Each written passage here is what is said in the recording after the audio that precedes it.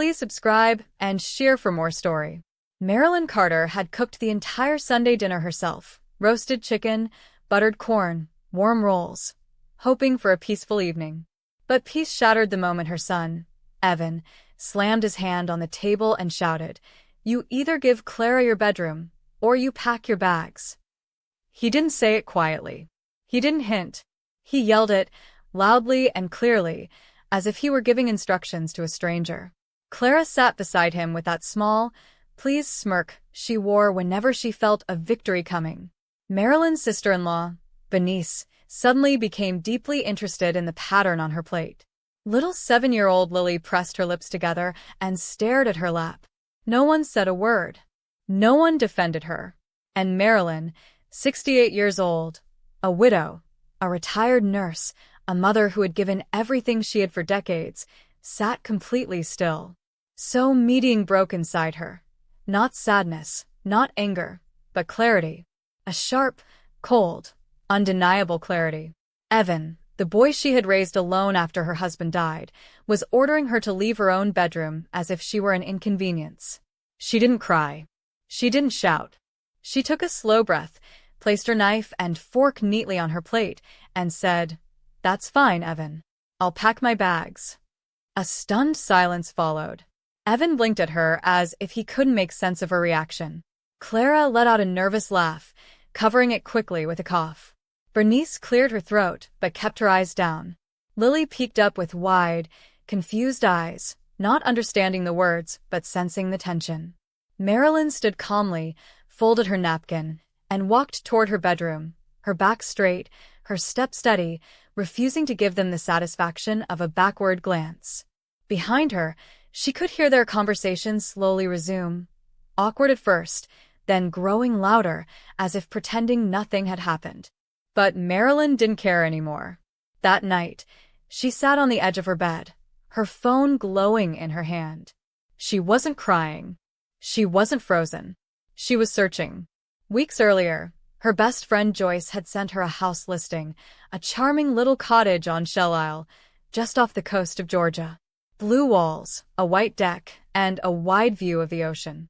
Marilyn had laughed it off then, but now she opened the listing again and stared at it with new vision.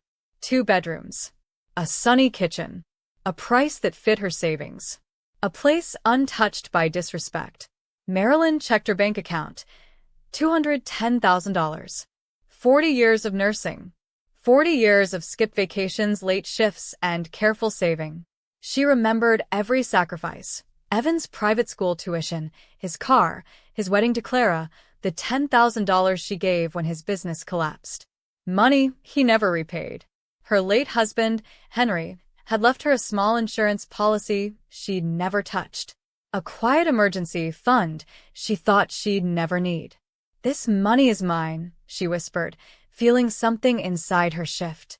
At sunrise, she dialed the real estate agent in Savannah. "I want to see the Shell Isle cottage today," she said. The agent, a polite man named Mr. Benton, scheduled an 11 a.m. meeting. When Evan came downstairs around 9, yawning and scratching his head, he paused when he saw Marilyn dressed, purse in hand. "Is breakfast ready?" he asked. "No," she replied without looking up. "I'm going out." "Where?" he demanded. "I have an appointment." He huffed, grabbed the milk, and drank straight from the carton, something he only did since moving in. "Don't stay out long. Clara wants you to take her to the mall later." "I won't be available," Marilyn said simply, and walked away. She left the house at 10:30. Evan was sprawled on the couch, feet on the coffee table, and Clara was still asleep in what used to be Marilyn's room.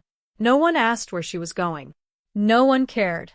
She drove the 2 hours to the coast with the windows down, something Clara always complained about because of her hair.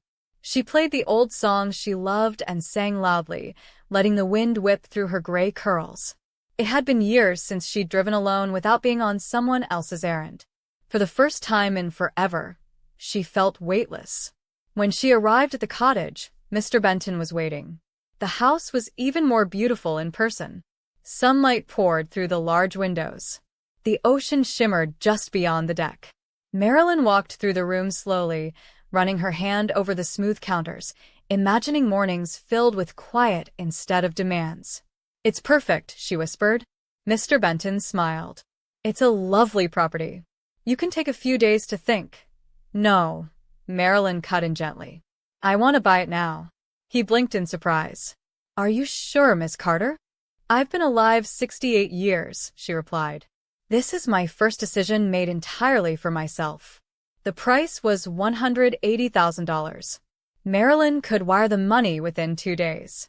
She would still have $30,000 left, more than she had ever kept just for herself. She signed the initial documents right there in the empty kitchen of the home that already felt like hers. When she stepped onto the deck afterward, the ocean breeze wrapped around her like a blessing. She took out her phone and snapped a photo of the horizon. Then she texted Joyce. "I did it." Within seconds, Joyce replied, "Did what?" Marilyn typed, "I bought the beach house." Joyce called instantly, shouting with joy. "Marilyn, you serious? What did Evan say?" Marilyn gazed at the water. "He doesn't know. And I'm not telling him until I'm gone." Joyce whistled.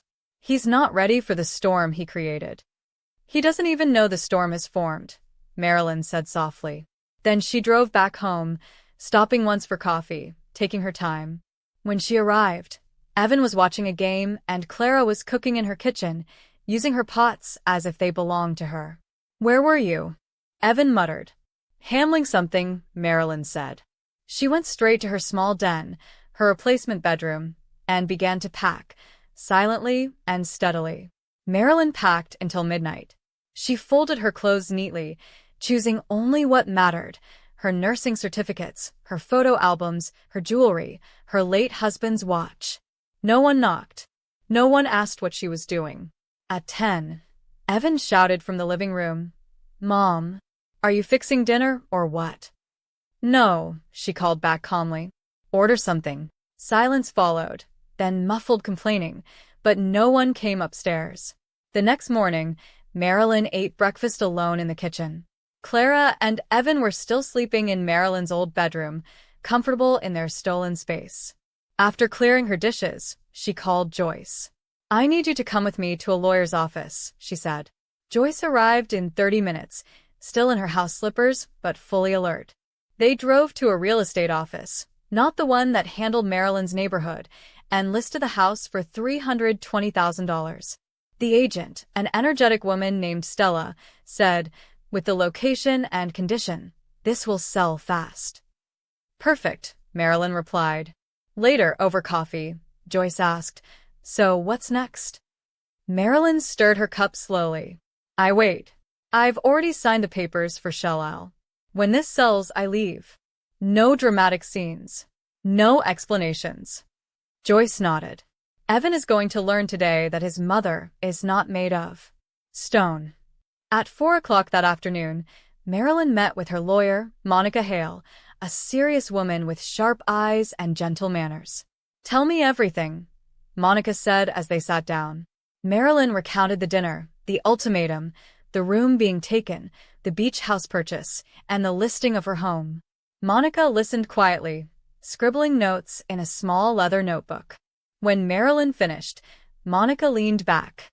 "Does Evan know any of this?" "Not yet," Marilyn answered. "And I don't want him to know until everything is done." Monica nodded. "You're within your legal rights. The house is in your name. Your savings are yours. You don't owe him explanations." Marilyn exhaled deeply. "Good. However," Monica continued, "I recommend updating your will. If he tries to contest your decisions later, you need protection." Marilyn nodded. "My granddaughter Lily will receive 60%. Evan 40%. And I want a clause. If anyone contests the will, they forfeit everything." Monica raised her brows. "Are you sure?" "Very." Marilyn signed what needed to be signed, feeling heavier and lighter at the same time. On the drive home, she told Joyce, "I'm finally choosing myself." Joyce squeezed her hand. "You should have done it years ago." The following days felt strange, like living in a house that wasn't hers anymore. Evan and Clara had fully claimed Marilyn's room, moving their clothes into her closet, rearranging her furniture, and scattering their things everywhere. Clara came downstairs one afternoon holding a handwritten list. "Marilyn, I need you to pick up a few things from the store," she said, handing her the paper. "Evan and I are hosting friends this Saturday." Marilyn scanned the list. High-end wine, imported cheese, steak, over $200 worth. "Who is paying for this?" Marilyn asked. "Well, you," Clara said, confused. "It's your house." Marilyn folded the list once and handed it back. "Then pay for it." "Excuse me?" Clara snapped. "If it's your party, you cover your costs," Marilyn replied. Clara's mouth opened in outrage. "You're being unreasonable." Evan came down at the raised voices. "Mom, don't make a big deal. It's just groceries." "For your party," Marilyn corrected. "You pay for it." Evan stared as if she had insulted him personally. "What is going on with you?" "Boundaries," Marilyn said calmly. "Something new for all of us." Evan scoffed. Clara stormed upstairs. Marilyn smiled faintly. She was done being used. On Wednesday, Stella called from the real estate office. "Mrs. Carter, we already have 3 interested buyers. They want viewings this week. Schedule them between 10 and 2, Marilyn instructed. "My guests won't be here then." She didn't call Evan and Clara her family. They were merely guests. On Friday, Monica called again. "Your will is ready for signing." Marilyn set the appointment for Saturday morning. She didn't tell Evan or Clara where she was going. At the lawyer's office, she signed the updated will, feeling a pang of sadness that she had to legally protect her future from her own child. But it was necessary. When she returned home, Evan and Clara were waiting in the living room. Clara's eyes were red, but Marilyn didn't bother to ask why. "We need to talk," Clara said. "What now?" Marilyn replied softly. "We were evicted," Clara blurted. "The landlord is selling the building. We have nowhere to go." Evan added quickly, "So we thought we could stay here permanently." Marilyn stared at them, her expression unreadable. "No, what do you mean no?" Evan snapped. "I mean no," she repeated. "You can't stay here." Clara's jaw dropped. Evan's face reddened, but Marilyn did not waver. "We're your family," Evan argued. "Are you really leaving us on the street?" "I'm not leaving you on the street," Marilyn said. "I'm leaving you to manage your life like adults." Clara pressed a hand dramatically to her chest. "That's cruel, Marilyn." "Cruel," Marilyn repeated. "Is it more cruel than stealing my room?" Evan stepped forward. "You're being selfish." Marilyn stared at him. "You want to talk about selfishness? You yelled at me in front of everyone. You took my room. You expect my money, my time, my space. And I'm the selfish one?" Clara spread her arms helplessly. "We were stressed." "Evan didn't mean it like that." "But he said it," Marilyn replied. Evan's nostrils flared. "You're blowing things out of proportion." "No, Evan," Marilyn said, straightening. "I'm finally seeing things in proportion."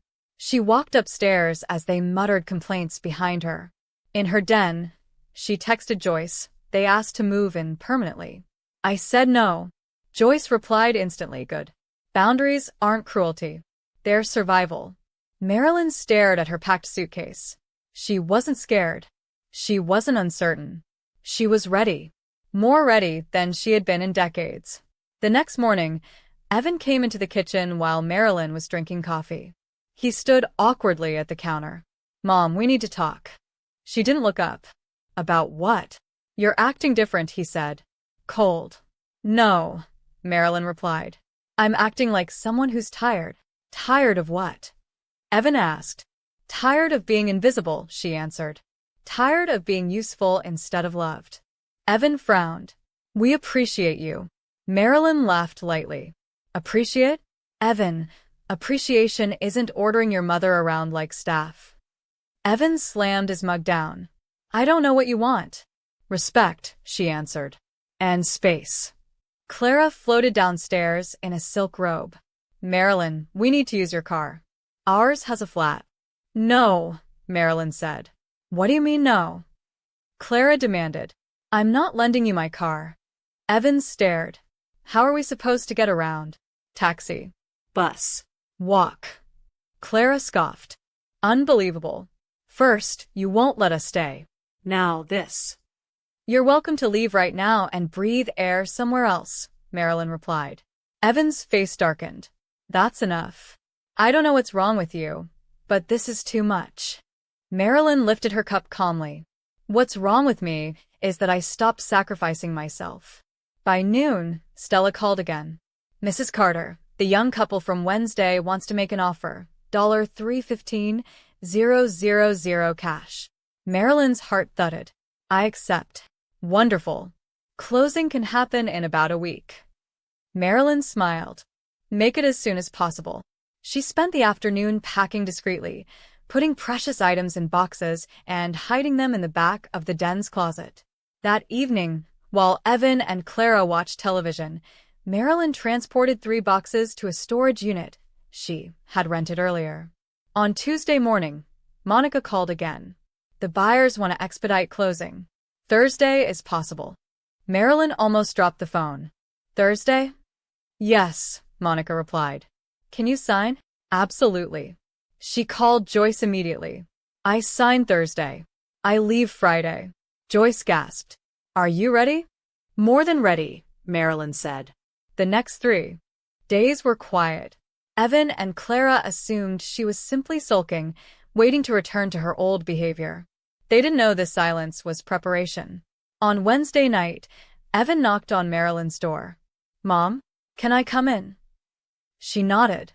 He sat on the edge of her cot. I don't want us to be fighting, he said. We're not fighting, she replied. We're ending a pattern. Evan rubbed his hands together nervously. I didn't mean what I said at dinner. Yes, you did, Marilyn answered, her voice calm. You meant every word. I just wanted Clara to feel comfortable, he said weakly.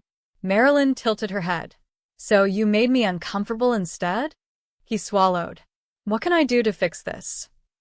Nothing, she said. His eyes widened. Nothing. Nothing, she repeated. Some things can't be undone with an apology. Evan sat in silence for a full minute. Mom, are you leaving? You'll find out soon, she answered.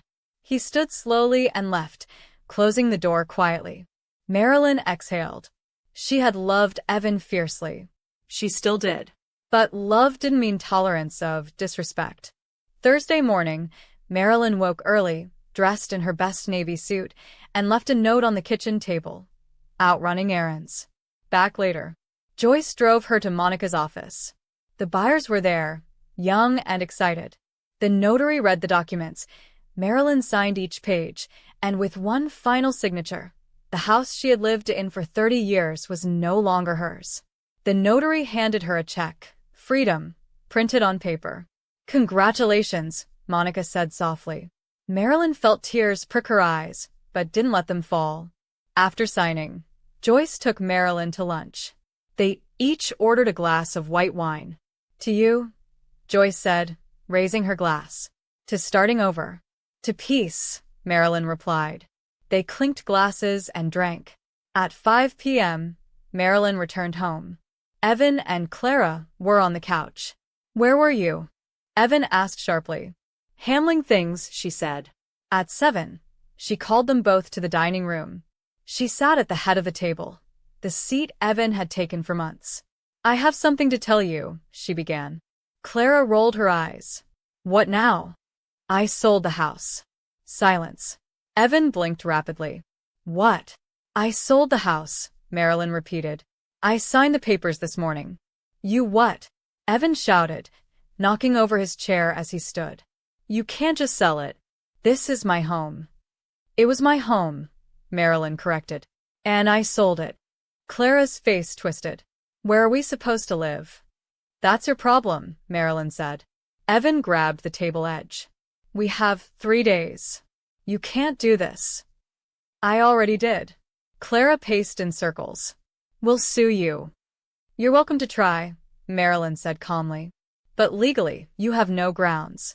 Evan's voice cracked. Mom, please. We don't have anywhere to go. Neither did I when you told me to pack my bags, Marilyn replied. His shoulders slumped. This isn't fair. Life isn't fair, Evan. But respect is free. Clara pointed a shaking finger. You're heartless. No, Marilyn replied.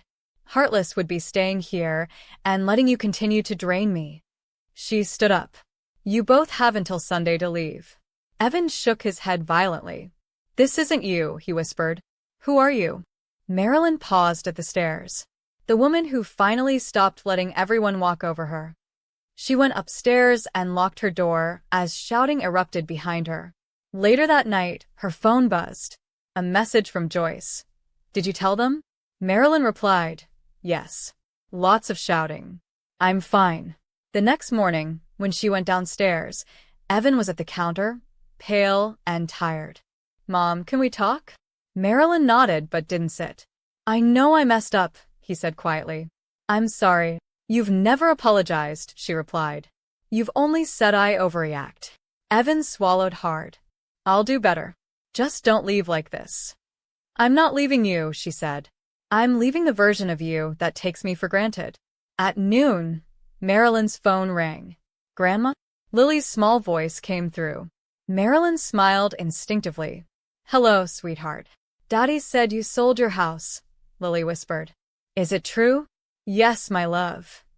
Lily took a breath. Good. Marilyn blinked. Good. Yes, Lily said firmly. He was very mean to you that night. I didn't like it. Tears pricked Marilyn's eyes. Thank you, Lily. Grandma? Yes. Can I visit you in your new house? Marilyn's throat tightened. Anytime you want, sweetheart. Anytime. That afternoon, Evan and Clara packed angrily, slamming drawers and stomping around. Marilyn ignored the noise and continued organizing her final belongings. On Saturday morning, Joyce arrived to help load the car. You ready? She asked. Yes, Marilyn said. Evan and Clara stayed in their room, arguing about hotels and apartments. As Marilyn and Joyce carried boxes out, Evan finally stepped onto the porch, wearing pajamas and a lost expression. You're leaving now? Yes.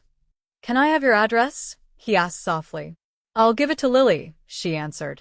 If she shares it, that's her choice. Evan stared at the ground. Take care of yourself, Mom. You too, she said gently. She got into the car, without looking back. The 2-hour drive to Shell Isle felt like shedding a heavy coat she'd been forced to wear for years. When Joyce pulled into the driveway of the cottage, the sun was beginning to set over the ocean, painting everything gold. Marilyn stepped out and inhaled deeply.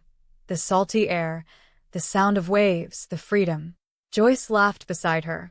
Marilyn Carter, look at you. You did it.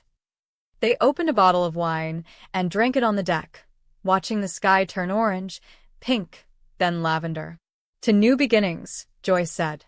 To my life, Marilyn replied. Later that night, after Joyce left, Marilyn sat alone on the deck. Her phone buzzed. Evan had texted, We're staying at a hotel. I just wanted you to know. She didn't respond. Another message came. I'm sorry, Mom. I hope someday we can talk. Marilyn placed the phone face down and listened to the waves. They didn't ask anything of her. They simply existed. For the first time in her adult life, she wasn't needed, not in a way that drained her. She sat there until the stars came out, feeling the weight lift from her shoulders, piece by piece. The next morning, Marilyn woke up to sunlight pouring through her bedroom window. She brewed coffee, stepped onto the deck, and breathed in the calm she had starved for all her life.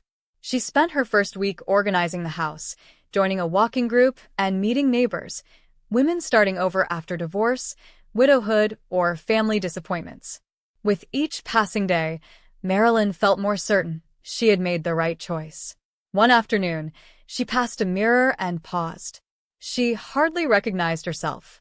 Her shoulders were no longer slumped, her eyes no longer dim. She looked alive. Welcome back, she whispered to her reflection. On Saturday, she went to the local market and bought fresh flowers, something she had never allowed herself to spend money on. As she placed them in a vase, she realized she was smiling for no reason. No one needed anything from her. No one was calling her name from another room. No one expected her to solve their problems. This silence was not loneliness. It was freedom. She sent Joyce a picture of the sunflowers. Joyce replied, "You look happy." Marilyn texted back, "I am." Truly. She wasn't pretending anymore. This was her life, finally, beautifully hers. 1 month later, Marilyn was preparing lunch when she heard footsteps on the deck. She opened the door to find Lily standing there with a backpack and a shy smile. "Surprise, Grandma." Marilyn's heart soared. "Lily, come in, sweetheart." They spent the weekend cooking together, walking along the beach and collecting seashells. That night, Lily sat beside Marilyn on the deck swing. "Dad is in therapy now," she said quietly. Marilyn's hands paused. "Therapy?" Yes. "He's really trying to understand himself." Lily kicked her feet gently. "Dad said he never realized how much he relied on you. He said he forgot you were a person and not a machine." Marilyn swallowed hard. "Did he now?" "He said he hopes you're happy."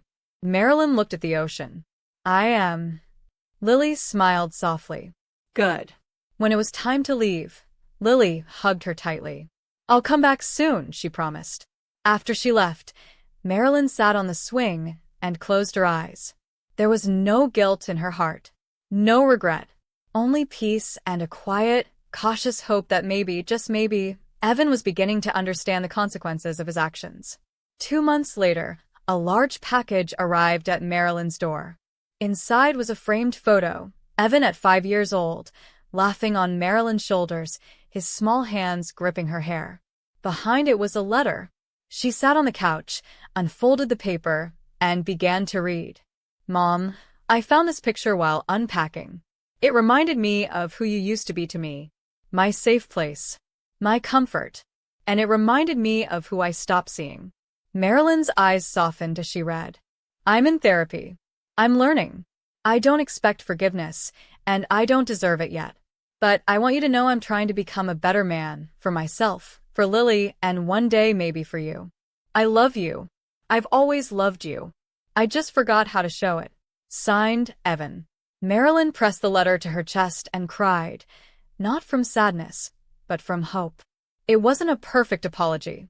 It wasn't a promise. But it was a beginning, a seed. And seeds grow with time just like people. She placed the photo on her mantel beside a seashell Lily had given her and let the warmth of the moment settle in her heart. Marilyn spent her days learning how to exist without guilt. She took long walks, joined a local book club, and even enrolled in a pottery class. She found joy in shaping clay with her hands, molding things slowly, carefully, just like she was molding her new life. Sometimes she missed Evan, but she didn't miss the chaos or the exhaustion. She missed the little boy he used to be. She wondered if therapy would help him find that version of himself again. She hoped so, for his sake, not hers. One afternoon, she received a text from Evan. "I'm still trying. I hope you're well." She wrote back, "I am. I hope you are too." It wasn't reconciliation. It wasn't a reunion. But it was something soft, tentatively healing. That evening, Marilyn sat on the deck watching the sunset. The sky painted itself in gold and rose just for her. She thought about Henry, her late husband, and whispered, "I finally did something for myself, Henry. I hope you'd be proud." The waves answered in their calm rhythm. Marilyn smiled. She had built a life where respect wasn't negotiated, it was required. And that alone made every painful step worth it. One morning, Marilyn received a call from Joyce. "How's the retired queen of Shell Isle?" Joyce teased. Marilyn laughed. "Peaceful. You should visit soon." "I will," Joyce replied, "but I called because I ran into Bernice." Marilyn paused. Bernice, her sister-in-law who said nothing during Evan's outburst that day. "What did she say?" "She told me Evan looks like he's carrying the weight of the world," Joyce said. "She said Clara moved out, went to stay with her sister. Claims she can't live with a man who has no stability." Marilyn inhaled slowly. Clara always wanted comfort, not responsibility. "Exactly," Joyce agreed. "Anyway, I thought you should know." Marilyn nodded even though Joyce couldn't see her. After the call, She sat quietly at her table, thinking about Evan living alone, trying to untangle his mistakes. She didn't feel joy in his struggles. She didn't feel satisfaction. She felt something else, distance, but with compassion. She whispered a small prayer that he would grow, that he would learn, that he would find peace without depending on her. Then she stood, poured herself iced tea, and stepped onto the deck. It was not her job anymore to fix anyone, least of all her adult son. As autumn arrived, Marilyn's life settled into a gentle rhythm. She became friends with a neighbor named Camille, a widowed artist who lived 2 doors down. They often walked together at sunrise, sharing stories about the lives they had left behind. One day, Camille asked, "Do you ever miss your old house?" Marilyn thought about it. The house? No. The memories inside it? Sometimes. Camille nodded knowingly. Healing is messy. But look where you are now. Marilyn glanced at the horizon. "I'm grateful," she said. Later that afternoon, Marilyn found herself replaying certain moments, Evan as a little boy holding her hand, laughing on their grocery trips, asking 1,000 questions. She whispered, "Where did we lose each other?" But she knew the answer. They lost each other when she became a solution instead of a mother. When she stopped having boundaries. When he stopped seeing her humanity. Now, she was rediscovering herself, slowly, beautifully. She wasn't angry anymore. She wasn't bitter.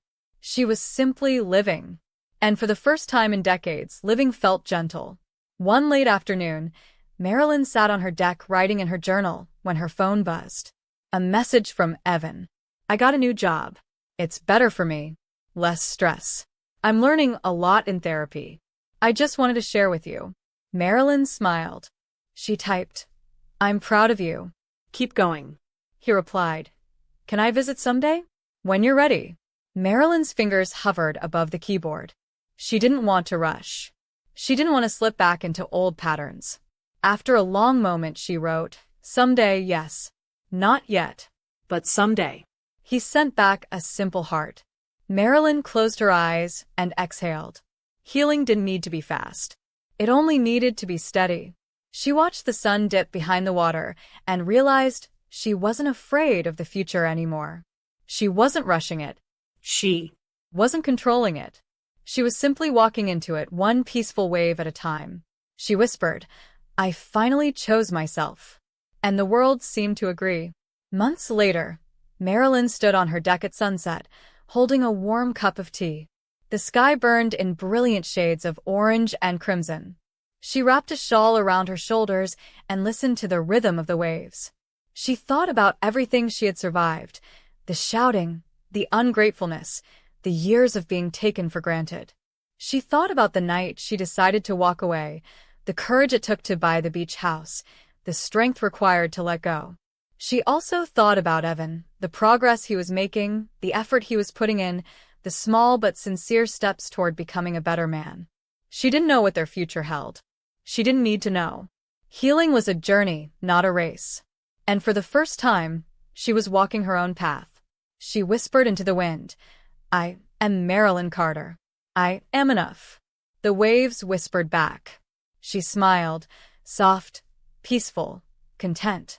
She was no longer just a mother or a widow or a caretaker. She was a whole woman, rebuilt from truth and boundaries. And as the sun sank into the sea, Marilyn knew one thing with absolute certainty. Her life was finally, beautifully hers. If you value stories of respect, dignity, and justice, please subscribe. It means more than you know, and it lets me keep sharing the lessons life has carved into me.